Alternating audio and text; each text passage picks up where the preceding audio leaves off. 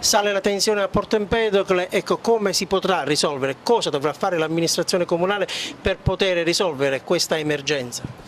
Beh, sicuramente l'amministrazione comunale dovrà fare quello che non ha fatto in 1 anno e mezzo finora, perché comunque ci ritroviamo in una situazione molto simile a quella dello scorso anno, della scorsa estate, in cui si è data la colpa, e forse è anche vero, al governo Crocetta. Adesso ci ritroviamo con la stessa situazione, senza che il governo regionale c'entri qualcosa, e secondo me le colpe adesso sono tutte da addebitare all'amministrazione, perché da 1 anno e mezzo a questa parte ci ritroviamo di nuovo con lo stesso problema.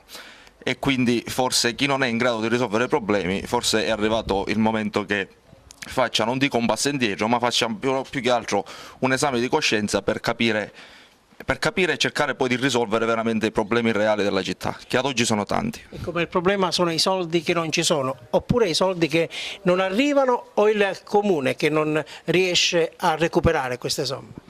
Ma guardi, che i soldi non ci sono non è un mistero, non era un mistero neanche in campagna elettorale, perché tutti sapevamo in che condizione versava il comune e e chi lo ereditava in che situazione lo trovava. Quindi è inutile adesso continuare a dire è colpa del passato, è colpa del passato. Chi amministra adesso è arrivato l'ora di assumersi delle responsabilità.